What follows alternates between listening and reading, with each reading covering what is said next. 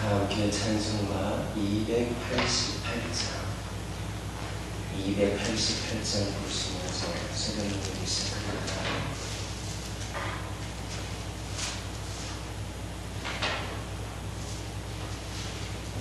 288장입니다.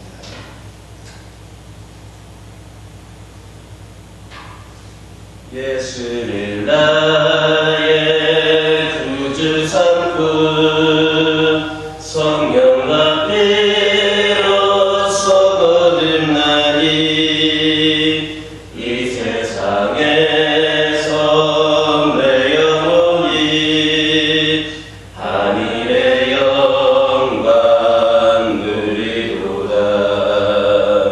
이것이 나의 간증이요 이것이 나의 찬송의 쇠. 나 사는 동안 끊임없이 구주를 찬송하리로다.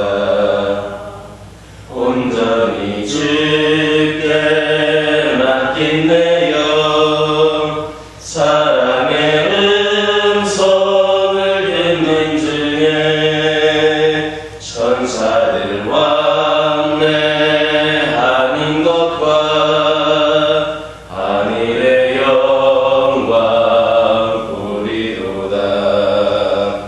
이것이 나의 간증이요 이것이 나의 찬송의 쇠. 나 사는 동안 끊임없이 구주를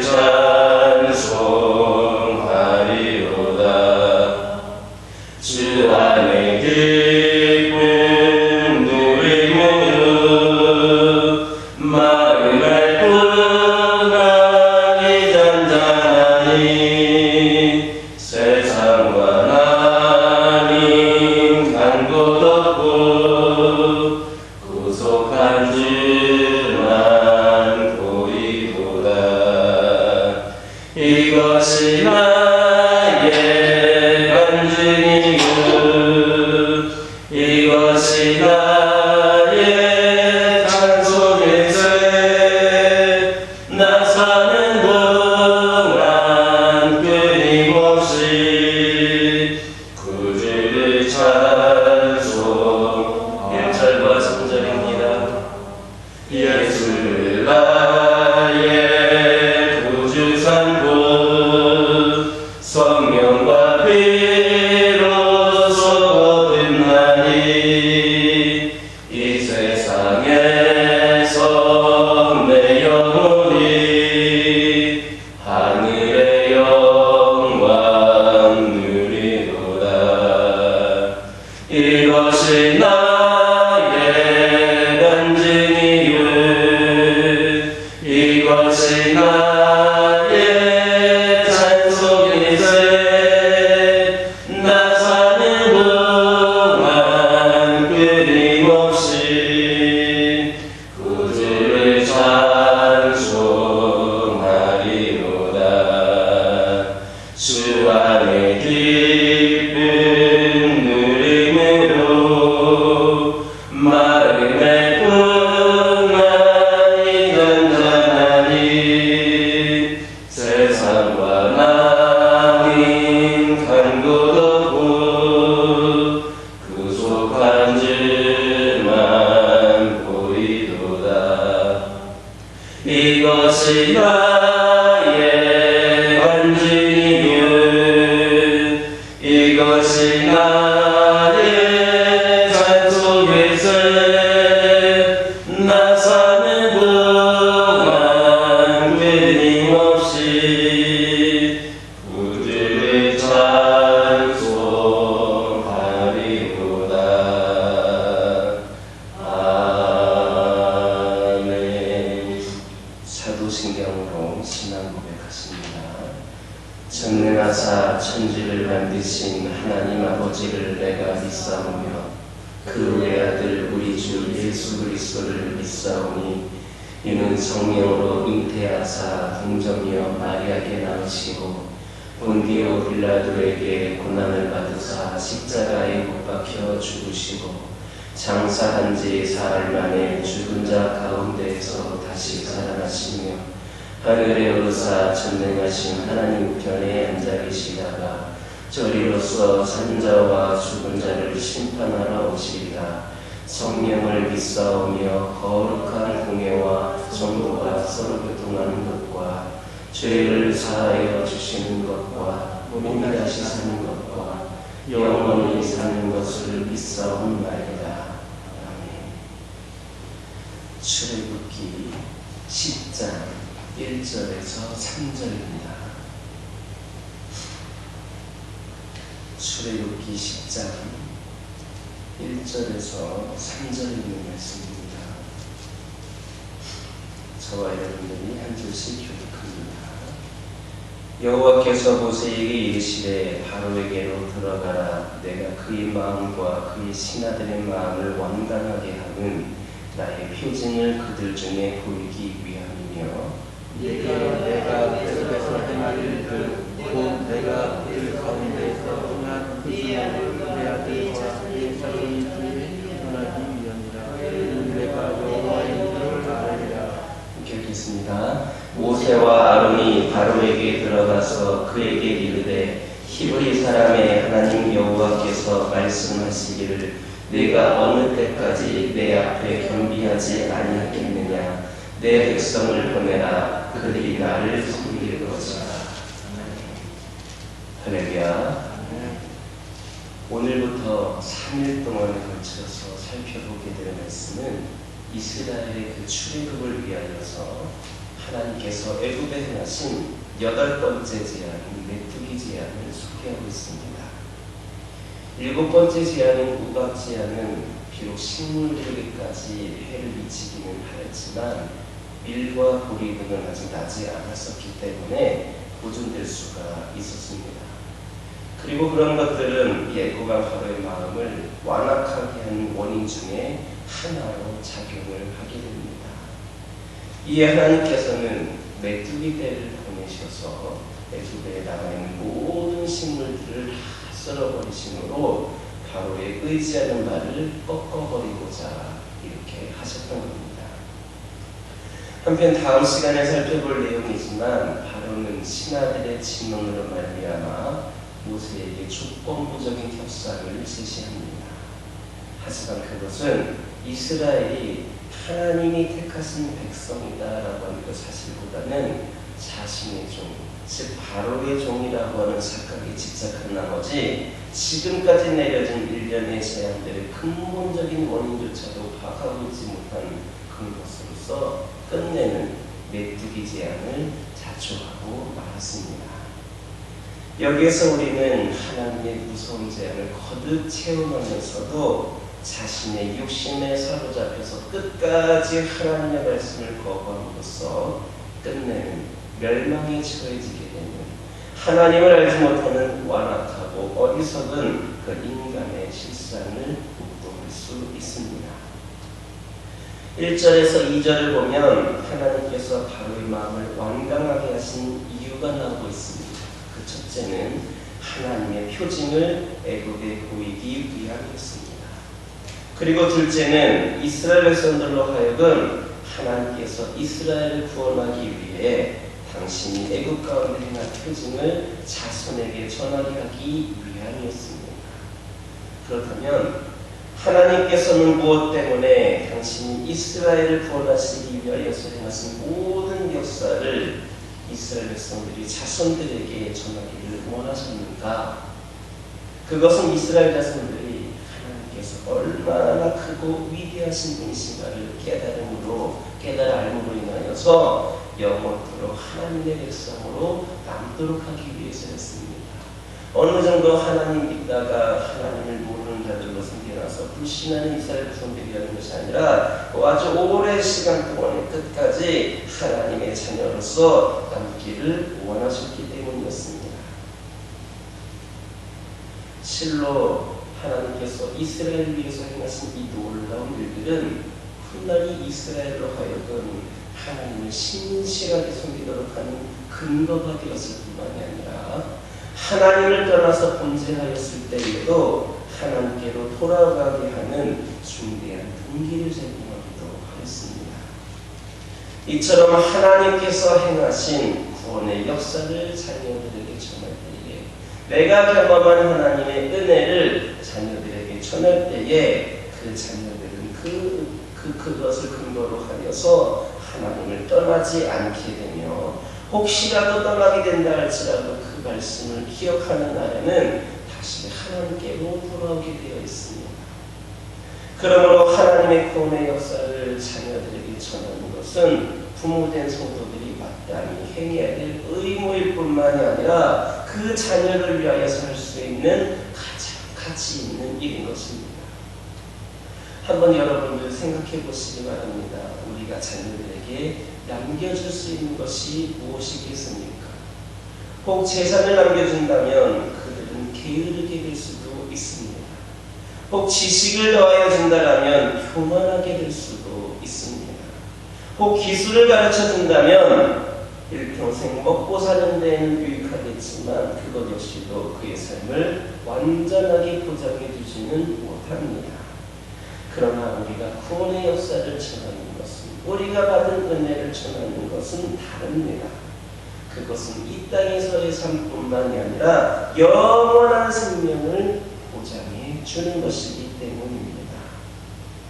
우리의 자녀가 우리가 전하여 준 복음을 듣고 하나님을 온전히 섬기는 자가 된다면 그는 일평생 그 평생이 넘치도록 채워주시는 하나님의 은혜를 힘입어서 살아가게 될 것이고, 혹 이 땅에서의 삶이 끝날지라도 멸절되지 아니하고 거룩하신 하나님의 그 보좌 앞에서 영원토록 기쁨과 만족을 누리면서 살아가게 될 것입니다.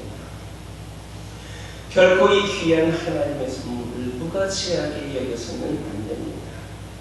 여러분들이 잘 알고 있는 바울이 무슨 말을 하였습니까? 그리스도를 아는 지식 이외의 모든 것을 배설물로 여긴다 하였습니다. 그만큼 그리스도를 아는 그 지식을 아주 귀하게 여겼다라고 하는 겁니다. 그렇다면 여러분들은 어떻습니까? 진정 이 세상의 그 어느 것보다도 하나님의 말씀 듣기를 구원의 역사를 가르치는 것을 더욱더 중요하게 하고 있는가? 내가 교회에 있을 때만, 내가 예배드리고 있을 때만 그런 생각하는 것이 아니라 내가 가정에 돌아가서도, 내가 일터에 가서도, 내가 삶에 있을 때에도 나에게는 그 말씀을 듣는 것이 가장 중요하다, 나에게는 그 말씀 전하는 것이 가장 중요하다라고 생각하고 있으십니까? 만약 그렇지 못하다면 우리는 하나님 앞에서 미련한 자가 될 뿐만이 아니라 악한 부모가 될 것입니다. 하나님께서 그렇게 기회를 주셨는데 그 기회를 잡지 못한다라고 하면 자녀에게 악한 부모가 될 수밖에 없는 겁니다. 그러므로 우리는 반드시 우리를 구원하신 하나님의 그 역사를 우리의 자녀에게 가르쳐 주기를 힘써서 우리의 자녀에 대한 영원한 삶의 열쇠를 남겨주는 부모들이 다 되시기를 예수님의 이름으로 기도드립니다. 3절을 보면 하나님께서는 모세와 아론을 통하여서 바로에게 네가 어느 때까지 내 앞에서 겸비하지 아니하겠느냐, 내 백성을 보내라, 그들이 나를 섬길 것이다, 이렇게 말씀하셨습니다. 이런 하나님의 말씀은 바로가 거듭된 재앙에도 불구하고 교만하여서 하나님의 명령을 거부할 만한 그런 마음을 갖고 있었다라고 하는 것을 실사해주고 있습니다.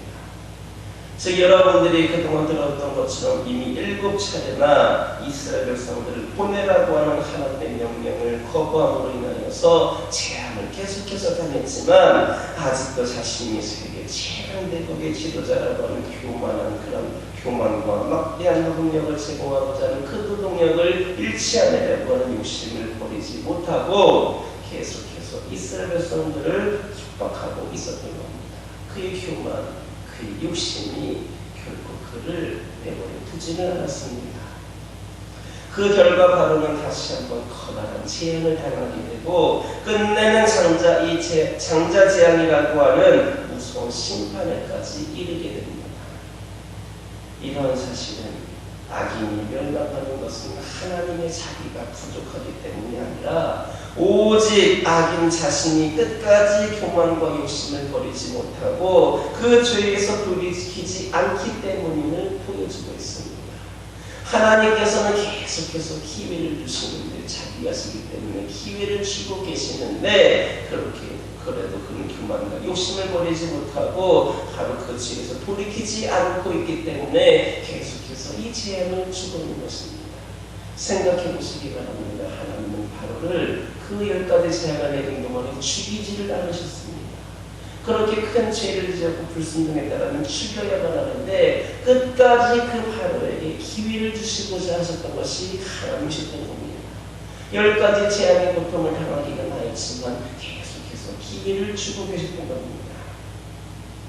하나님께서는 한없는 자비와 사랑으로 악인들에게 경고하시고 이렇게 돌이킬 기회를 주시지만 끝까지 자신의 욕심과 교만을 버리지 못하고 회개하지 않음으로 말미암아 마침내 멸망에 이르고야만 하는 겁니다.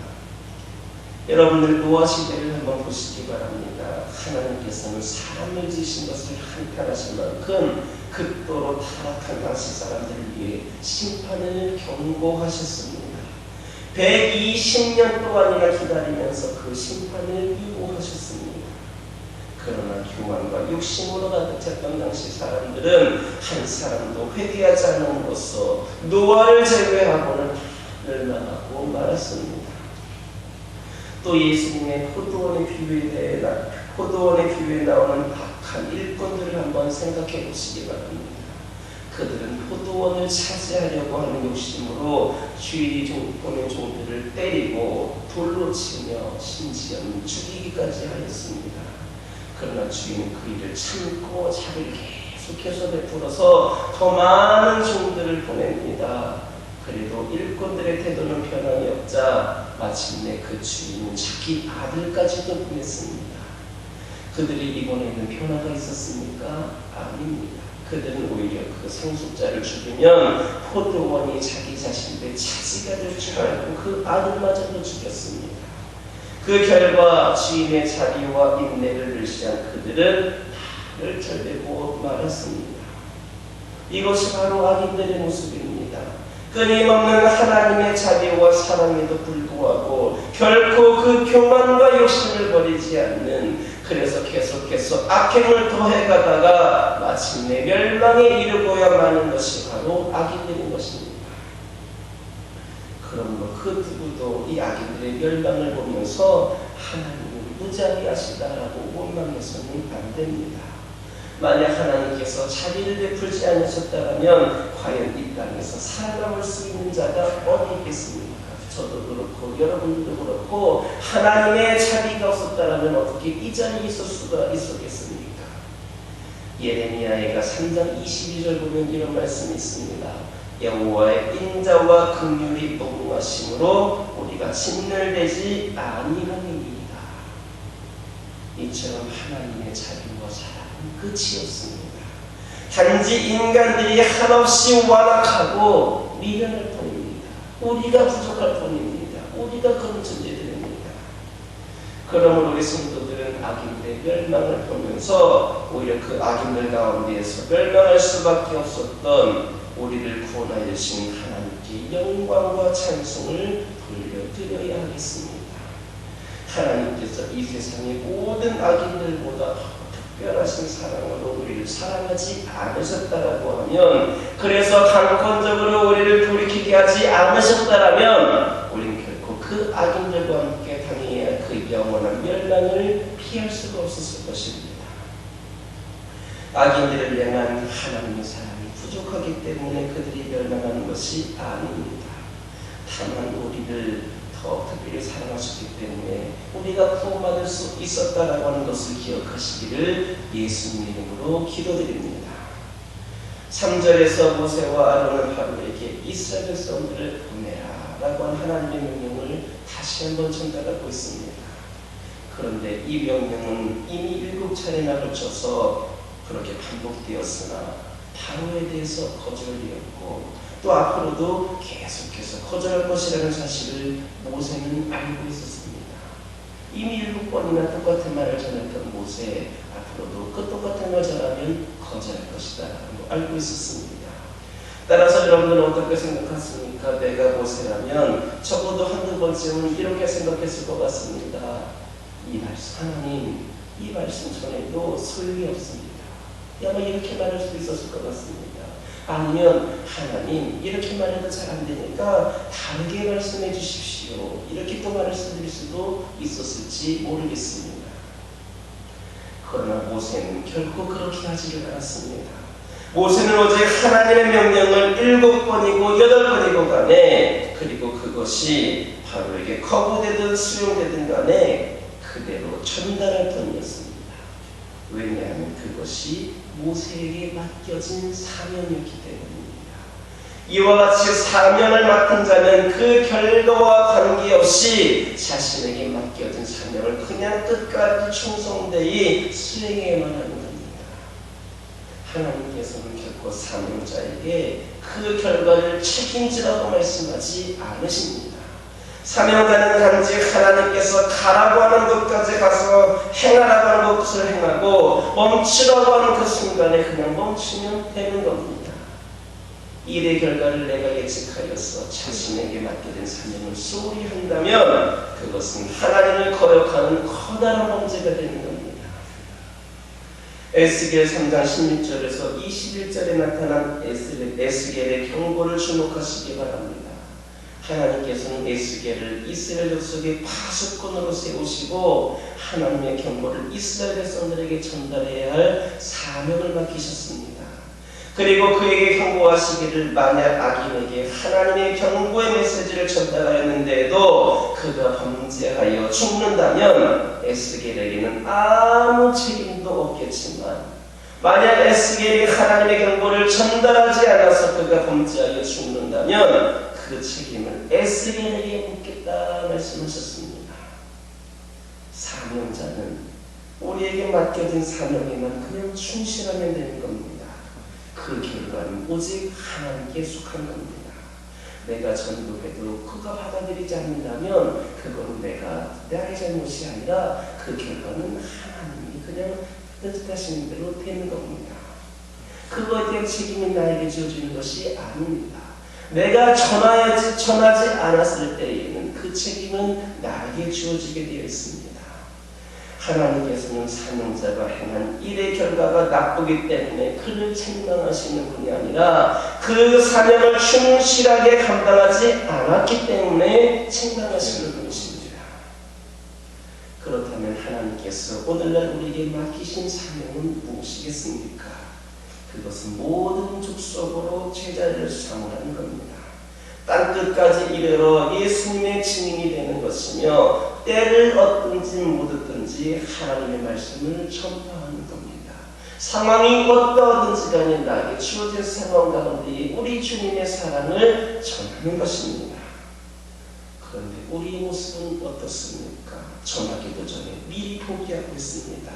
지금 이 순간에는 아무도 듣지 않을 것이다, 괜히 창피만 당할 것이다 라고 스스로 결과를 예측하면서 이웃을 향해서 한마디의 말씀도 하나의 선행도 베풀려고 하지를 않습니다.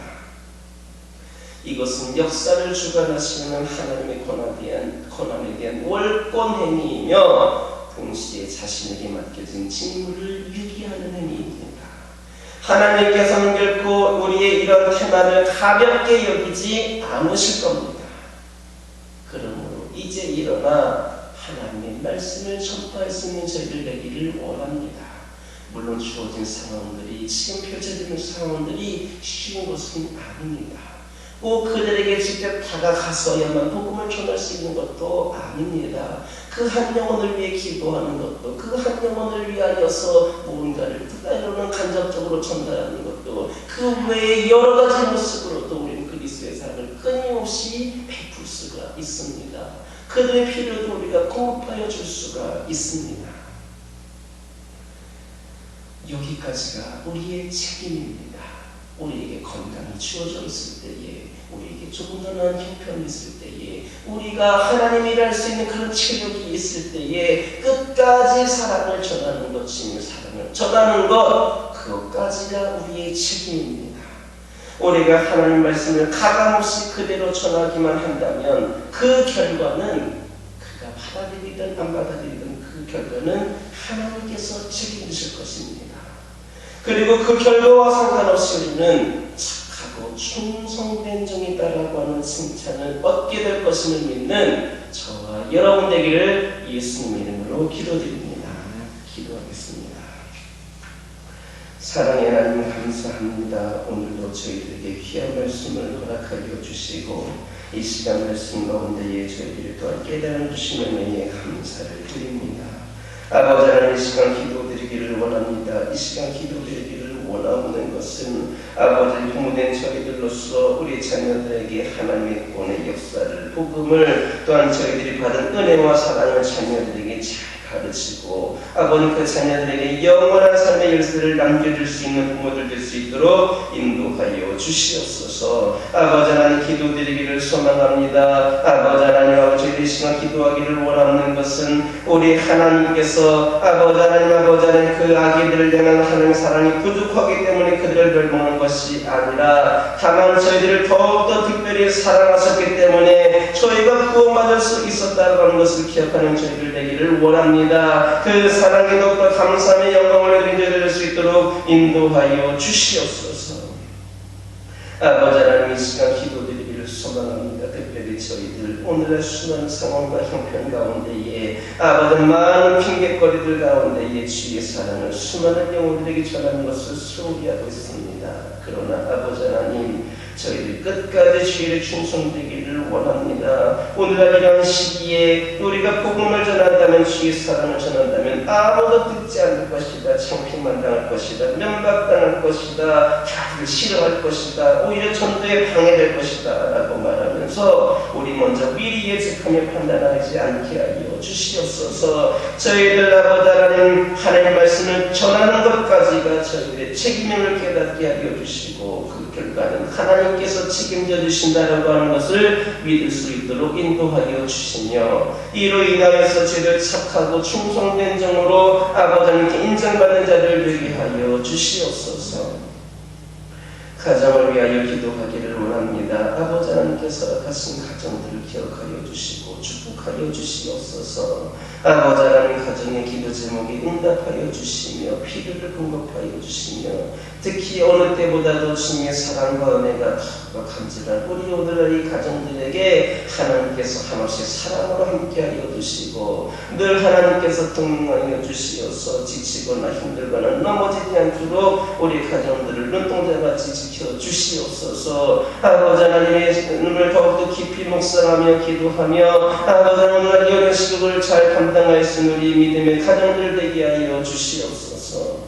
아버지 하나님, 환우들을 위하여 기도하기를 원합니다. 원치 않는 질병으로 고통 가운데 있는 영혼들, 아버지 하나님이시여 영적으로 아버지 방황하고 있는 모든 영혼들, 아버지 하나님 그들을 기억하여 주시옵소서. 아버지 하나님께서 권능의 손으로 어루만져 주시옵소서. 아버지 하나님께서 함께하여 주심으로 말미암아 그들 또한 깨끗이 치유될 수 있다고 하는 소망을 함께하여 주시고 하나님의 때가 이르러 완벽한 치유가 일어날 수 있기를 소망하오니 은혜를 내려 주시옵소서. 아버지 하나님, 교회를 위하여 기도하기를 원합니다. 오늘날 아버지 하나님, 이 교회가 아버지 하나님 바로 세워지고 또 아버지 하나님, 오늘 시대에 꼭 필요한 주님의 삶을 감당하는 시간 되기를 원합니다. 하루하루 매스컴을 통하여서 들려오는 소식들은 저희들 인간적으로 생각할 때에는 너무나도 부정적이고 좋지 않은 내용들도 많이 쏟아지고 있지만 그 가운데서 우리들이 이 교회가 나아갈 수 있는 길이 무엇인가, 보여줄 수 있는 모습은 무엇인가를 생각하게 하여 주시고 주어진 상황 속에서 최선을 다하여서 하나님을 예배하고 섬기며 아버지께 귀하게 쓰임받는 지단 되게 허락하여 주시옵소서. 이 교회에 속한 모든 가정들, 이 교회에 속한 모든 교회들 아버지 하나님의 말씀을 먹고 자라나는 데 어림당하지 않게 하여 주시옵소서. 늘 성령 충만함으로 성령이 역사하신 가운데에 아버지 이 세상에 속한 모든 영혼들이 아버지 하나님 앞에 바로 세워지는 시간들 될 수 있도록 아버지 역사하여 주시옵소서. 특별히 이 재단에 아버지 기도가 끊이지 않기를 원합니다. 아버지 예배를 드림에 있어서는 조금의 불편함은 있을지 모르지만 아버지 하나님 각자의 그 마음의 아버지 심령의 감동을 주시어서 시시때때로 스스로 이제는 나와 기도하는 영혼들이 끊이지 않게 하여 주시고 그 기도로 말미암아 이 재단이 더욱더 온전히 세워져 나가기를 원합니다. 아버지 하나님 기도의 붕을 일으켜 주시옵고 이로 인하여서 이 잠시 잠깐 어려운 시기에 이 교회를 통하여서 모든 마법 인생식과 모든 영혼을 어려움 당하지 않도록 은혜를 내려 주시옵소서.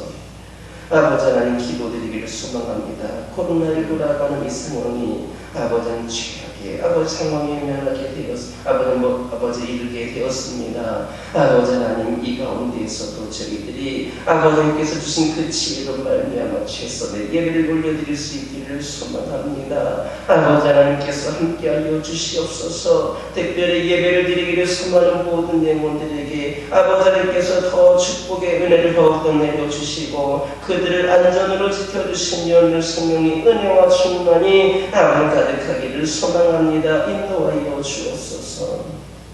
속히 코로나 바이러스가 종식이 되기를 원합니다. 아버지 하나님이시여 백신이 들어와서 또한 아버지는 더욱더 아직 안정된 가운데 주님을 예배할 수 있기를 원합니다. 모든 상황과 형편이 하나님을 예배하는 데에 더욱더 아버지 하나님 유익할 수 있는 그런 길들이 열려지기를 원합니다. 아버지 하나님 인도하여 주시옵소서. 이 어려울 때를 어려움으로 좌절로 낙심으로 아버지 하나님 그대로 머무는 것이 아니라 이 어려운 상황을 아버지 기회로 맞이할 수 있는 저희들 되기를 원합니다. 지혜를 주시옵고 아버지 모든 성도들이 함께하여서 이 교회를 더욱더 바로 세우며 하나님께서 보시기 부족한 영제를 낼 수 있도록 인도하여 주시옵소서. 아버지 하나님 오늘은 화요일입니다. 주님 제자된 삶을 위하여 기도하기를 원합니다.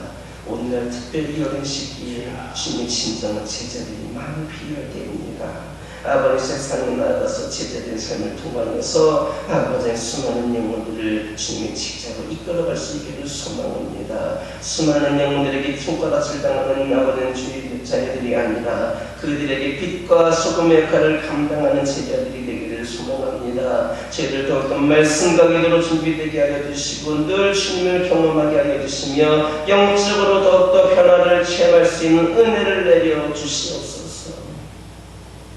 이 시간 여러 가지 기도 제목을 들고 나온 교우들이 있습니다. 부르짖으며 기도할 때에 모두가 다 응답받고 돌아가는 역사에 기억하여 주시고 오늘도 주신 말씀 기억하면서 승리의 삶을 살게 하여 주시옵소서. 예수님의 이름으로 기도드립니다. 하늘에 계신 우리 아버지여 이름이 거룩히 여김을 받으시오며 나라 임하옵시며 뜻이 하늘에서 이루어진 것 같이 땅에서도 이루어지이다. 오늘날 우리에게 일용할 양식을 주옵시고 우리가 우리에게 죄 지은 자를 사하여 준 것 같이 우리의 죄를 사하여 주옵시고 우리를 시험에 들게 하지 마옵시고 다만 악에서 구하옵소서. 대개 나라와 권세와 영광이 아버지께 영원히 있사옵나이다.